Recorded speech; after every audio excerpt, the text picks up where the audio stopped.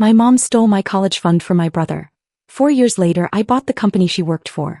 The rain hammered against the windows of our house in Westfield, New Jersey, as I sat at the kitchen table staring at the rejection letter from Rutgers University. Not because of my grades but because the tuition payment had bounced. Twice. My name is Daniel Mitchell and I was 18 years old when my future collapsed in a single afternoon. I called the bank an hour earlier and learned the truth. My college fund, the $37,000 my late father had saved for my education, was gone. The account had been closed 8 months ago, and the money transferred to another account under my mother's name. When my mother walked in from the garage, I asked her directly where the money was. She froze, a grocery bag slipping from her hands as it rolled across the floor. She knew exactly what I was talking about. She sat down across from me and explained that Tyler, my younger brother, needed help. He'd gotten into Emerson College in Boston for their film program. It was expensive, $60,000 a year, but it was his dream. She said I was stronger, smarter, more capable of finding another way. Tyler needed support and someone to believe in him. I asked what about my dreams, my plans, the 4 years I'd spent working 2 jobs and maintaining perfect grades. She said I'd understand when I was older, that she made the decision she thought was best for the family. Tyler appeared in the doorway, wearing an Emerson College hoodie. I asked if he knew about this. He looked confused, said he thought Mom had taken out loans for his tuition. I told him she'd stolen my college fund instead, and his confusion turned to guilt, but it was too late for apologies. My mother tried to justify it again, saying Tyler didn't know, that I shouldn't punish him for her decision. I stood up, grabbed my backpack and told them both I would never forget this moment. Not the theft but the choice. She chose Tyler's dream over my future and I was done. She called me dramatic, said we'd figure it out as a family. I told her no, I was 18, legally an adult, and I was leaving. I'd finish school somehow and build something on my own without their help or their money. I packed a duffel bag with essentials and called my best friend Marcus. His family let me stay with them. That night, walking 3 blocks in the rain to the Chin house with everything I owned on my back, I made myself a promise. I would build something so undeniable that everyone who dismissed me would have to acknowledge it. Not for revenge but for proof.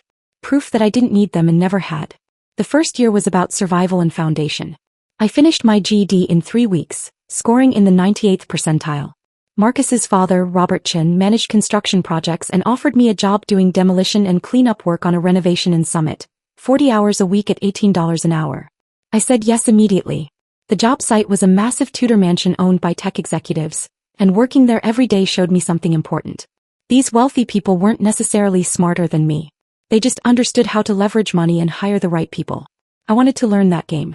My coworker Carlos, a skilled contractor from Ecuador, became an unexpected teacher. During lunch breaks, he'd explain how the construction business actually worked, the profit margins, how contractors found clients, where the real money came from. He told me if I wanted to make real money, I shouldn't be the hammer, I should be the person buying the hammers. At night, I devoured business content, podcasts, online courses, case studies of successful companies. I focused on service-based businesses that could start with minimal capital and scale through reputation. I lived in a cheap studio apartment in Newark and saved almost everything I earned, treating my savings like seed capital I couldn't touch. By March, I'd identified an opportunity. The residential service industry was broken. Homeowners couldn't find reliable contractors. Service providers couldn't find consistent clients. Review systems were easily manipulated. What if someone built a real vetting and management platform? Background checks, license verification, work history validation for contractors. For homeowners, guaranteed quality and accountability. I spent months validating the concept, interviewing dozens of homeowners and contractors, refining the idea. On my 19th birthday, I registered Build Trust Solutions as an LLC with $12,000 in saved capital. I started small, offering handyman and property management services to people I'd built relationships with. Every job was documented with photos, detailed descriptions, transparent pricing, and professional invoices. I built a simple website showcasing the work with genuine testimonials. No exaggeration, just proof of quality. By December, I had 5 clients, 2 employees, and was breaking even. I applied to business incubator programs and was accepted into the Newark Entrepreneurship Initiative. They assigned me a mentor named Jonathan Price, a former executive who'd built and sold 2 successful companies. Jonathan was brilliant and brutally honest. He saw my intelligence and hustle, but also the anger driving me. He warned me that anger was rocket fuel, but rockets need direction or they just explode. He pushed me to figure out what I was building toward, not just what I was running from. Under Jonathan's guidance, Build Trust Solutions evolved rapidly. We expanded services, brought on more contractors, developed better systems. I learned about customer acquisition costs, financial statements, pitching to investors, building company culture. By my 21st birthday, we had 15 employees, 40 regular clients, and $400,000 in annual revenue. During this time, I also learned something interesting.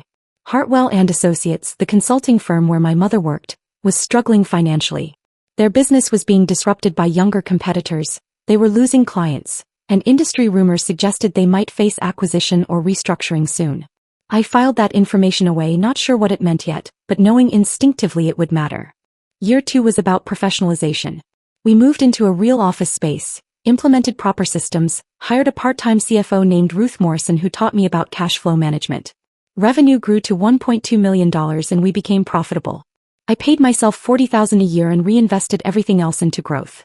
More employees, better technology, expanded services, targeted marketing. I never contacted my mother or Tyler during this time. Their messages had stopped after the first year. I'd moved several times without giving them my address. As far as I was concerned, they were a closed chapter. But I did track Tyler's progress as data. He lasted 2 years at Emerson before dropping out, claiming the program wasn't aligned with his artistic vision. He moved back home and worked part-time at a coffee shop. My $37,000 had bought him 2 years of expensive education he quit and a prolonged adolescence. By 22, Build Trust Solutions had evolved beyond a service company. We'd built a technology platform connecting vetted service providers with clients. We had 43 contractors in our network, 230 active clients, and were approaching $2 million in annual revenue.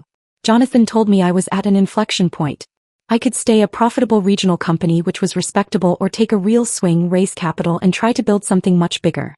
The second path was high risk. I could lose everything. I didn't hesitate. I wanted to build something bigger.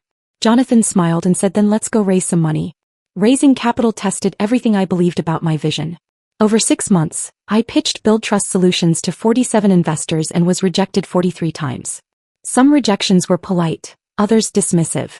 Young entrepreneurs in service industries weren't sexy investments compared to artificial intelligence or biotechnology. But 4 investors saw what I saw. A massive fragmented market, a scalable solution, and a founder who would die before admitting defeat. We closed a Series A round of $3.5 million. With that capital, everything accelerated. We expanded to Philadelphia, hired senior executives, built a sophisticated technology platform, and scaled our contractor network to over 200 verified professionals. We invested heavily in marketing and quality control systems. The growth was intense. 16-hour days, constant problem-solving, endless strategic decisions. But we were building something real, something that worked. By my 24th birthday, Build Trust Solutions had $12 million in annual revenue, operated in 5 cities across the Northeast, employed 63 people directly, and supported over 500 contractors in our network. We were preparing for a Series B funding round that would value the company at $40 million. I owned 62% of the company after dilution from investors. On paper, my stake was worth nearly $25 million. More importantly, we'd built something that actually solved problems and created value. We had genuine competitive advantages, strong unit economics, and a clear path to profitability at scale. Investors were now coming to us instead of the other way around. During this growth phase, I kept monitoring Hartwell and Associates from a distance. Their decline had accelerated. They'd lost 3 major clients in 18 months. Revenues had dropped nearly 40%, and their leadership was aging out with no succession plan. The consulting industry had changed. Companies wanted agile specialists and technology-enabled solutions, not traditional generalist consultants. Hartwell was stuck in an old model with high overhead and declining relevance. Industry analysts were predicting they'd either be acquired by a larger firm or forced to downsize dramatically within 2 years. When I learned they were quietly exploring sale options, I knew my moment had arrived. I approached the acquisition carefully and strategically. Hartwell and Associates had annual revenue of $8 million but was barely profitable due to high costs and operational inefficiencies. The asking price was $12 million, which most strategic buyers found unattractive given the declining trajectory. But I saw something different. I saw a client base that could be migrated to modern service delivery models, real estate assets in valuable locations, and a brand name that still carried weight in certain markets. More than that, I saw the company where my mother had worked for 23 years, the job she'd held up as stable and important while stealing my future. I structured the acquisition through Build Trust Solutions with backing from our investors, who saw potential synergies between our platform and Hartwell's client relationships. The purchase price was $10 million, financed through a combination of cash and debt. The deal closed on a cold morning in February, exactly 6 years after I'd left home. I was now 24 years old and the owner of a company that employed my mother. I didn't tell her in advance. She found out the same way all Hartwell employees did, through an email announcing new ownership and a mandatory all-staff meeting scheduled for that afternoon. The meeting took place in Hartwell's main conference room, a wood-paneled space with windows overlooking downtown Newark. 73 employees filed in, anxious and uncertain about what new ownership meant for their jobs. My mother sat in the middle rows wearing a navy blazer and looking tired. She was 58 now, her hair more gray than dark, lines deepening around her eyes. She'd worked at this company for over 2 decades, climbing slowly to a senior coordinator position that paid reasonably but offered little real authority. It was a comfortable job for someone who avoided risk and preferred stability. When I walked into the conference room with my executive team, her face went through several expressions. Confusion, recognition, shock, and then something like fear. I didn't acknowledge her specifically. I addressed the room professionally, explaining that Build Trust Solutions had acquired Hartwell and Associates and our plans for integration. We would maintain most positions, modernize operations, and leverage our technology platform to better serve existing clients. There would be changes, some restructuring, but our goal was growth, not decimation. I explained our vision for combining Hartwell's established client relationships with Build Trust's operational efficiency and technology capabilities. The employees listened carefully, asking reasonable questions about timelines, reporting structures, and job security. I answered each question directly and honestly. This was business, not personal. Except it was also deeply personal, and everyone in that room who knew our history understood the subtext. After the meeting, my mother tried to approach me as people filed out. I was speaking with Hartwell's former CEO about transition details when I saw her waiting by the door. Our eyes met briefly and I saw her rehearsing what to say, gathering courage to interrupt. I turned back to my conversation deliberately, letting her wait. When I finally finished and walked toward the door, she stepped forward. She said my name quietly, like testing whether I'd respond. I stopped but didn't move closer. She said she didn't know I'd bought the company, that she was shocked to see me. She asked if we could talk privately. I looked at her for a long moment. This woman who'd stolen my future to fund my brother's failed dreams, who'd chosen comfort over integrity, who'd dismissed my plans as less important than Tyler's wishes. I told her we could talk in my office in 30 minutes. She nodded, relief flooding her face at the prospect of explanation or reconciliation. I didn't feel anger anymore, just cold assessment. She was now an employee in a company I owned, her job security dependent on decisions I would make, her professional future in my hands. The reversal was complete, but it brought no satisfaction, just acknowledgement. I'd spent 6 years building this, not for revenge but for proof. Proof that I didn't need her support, her approval, or her stolen money. I'd built something real through discipline, intelligence, and relentless work. The acquisition of Hartwell wasn't about punishing her. It was about demonstrating undeniably that success doesn't require permission from people who underestimated you. When she came to my office 30 minutes later, she sat across the desk from me in the same position I'd sat across from her that rainy night 6 years ago. The symmetry wasn't lost on either of us. She started talking, trying to explain or apologize or justify. I wasn't entirely sure which. She said she'd made mistakes, that she understood now that taking my college fund was wrong, that she'd been desperate to help Tyler and made a terrible choice. She said she'd tried to contact me for years but I'd blocked her completely. She asked if I bought the company because of her, because of what happened. I let her talk without interrupting, watching her struggle through the explanation she'd probably rehearsed 100 times in her head. When she finished, I responded calmly and factually. I told her I didn't buy Hartwell and Associates because of her. I bought it because it was a strategically sound acquisition that fit our growth plans and offered genuine synergies with our existing business. The fact that she worked here was irrelevant to the business decision. Her position would be evaluated like every other employee's based on performance, skills, and fit with our new operational model. If her work was valuable, she'd keep her job. If not, she'd be part of the restructuring. I would recuse myself from direct decisions about her employment to avoid any appearance of personal bias. Her fate would be determined by my executive team based purely on merit. She asked if I hated her, her voice breaking slightly. I told her no, I didn't hate her. Hate required emotional investment I didn't have for her anymore. What she did 6 years ago taught me that family loyalty isn't automatic or unconditional, that trust must be earned and maintained, and that sometimes the people who should support you will betray you for their own reasons. Those lessons were painful but valuable. They shaped how I built my business, how I treated employees, how I structured agreements and partnerships.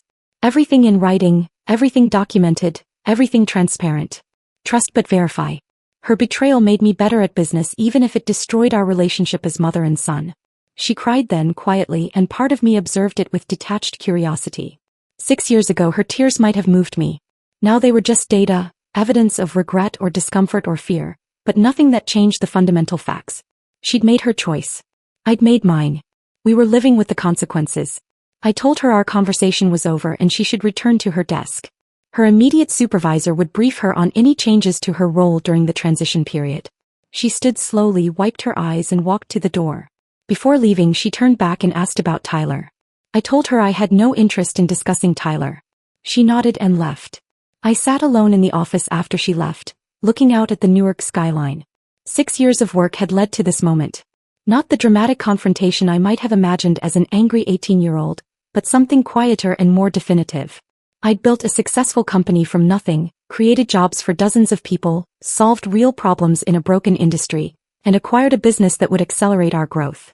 The fact that it also represented a complete reversal of power with my mother was secondary, a footnote to the real story. I was 24 years old, owned 62% of a company valued at $40 million, and employed over 500 people directly or indirectly. My mother was 58, earning $67,000 a year in a position that might not survive restructuring. Over the next 3 months, we integrated Hartwell's operations into Build Trust Solutions. 43 of 73 positions were maintained, 30 were eliminated through restructuring. My mother's position was one of those eliminated, not because I wanted revenge but because senior administrative coordinators were redundant with our more efficient technology systems. She received a severance package determined by my executive team, the same package offered to all departing employees based on tenure and position. It was fair and standard. Nothing personal, just business optimization. She sent me one final email after her last day, thanking me for the severance and saying she was proud of what I'd built even if I'd never forgive her. I read it once and didn't respond. Tyler reached out around that time too, sending a long message about how he'd heard what happened with the company, that he understood now how badly Mom had messed up, that he wanted to make things right somehow. He'd started a YouTube channel apparently, documenting his journey trying to break into independent filmmaking. He had 300 subscribers and irregular upload schedules. I didn't respond to him either. Some relationships can't be repaired, some betrayals can't be forgiven, and some chapters need to stay closed. I'd spent 6 years building a future they couldn't take from me. That was enough. 2 years later, Build Trust Solutions completed our Series B at a $65 million valuation. We expanded to 12 cities, employed over 200 people directly, supported nearly 1,000 contractors, and generated $43 million in annual revenue. We were profitable, growing rapidly, and building something that genuinely improved how residential services worked. I was 26 years old and had built everything I'd promised myself I would that rainy night when I walked away from home with a duffel bag and $7,000. The anger that fueled those first years had transformed into something more sustainable, discipline and purpose and genuine passion for solving problems at scale. Sometimes people ask if I regret how things happened with my family, if I wish I could have forgiven them or found reconciliation. The honest answer is no. What my mother did wasn't a mistake or a misunderstanding, it was a choice that revealed her true priorities. She valued Tyler's comfort over my future, her own emotional needs over my father's explicit intentions, and convenient lies over difficult honesty. Those aren't qualities I want in my life, family or otherwise. The business I built doesn't require their approval or participation. It exists as proof that success doesn't need permission, that betrayal can become fuel rather than poison, and that sometimes the best response to being underestimated is simply achieving what they said you couldn't. My mother stole my college fund 4 years before I bought her company. Both facts are true. Both shaped who I became. But only one defined my future, and I chose which one that would be.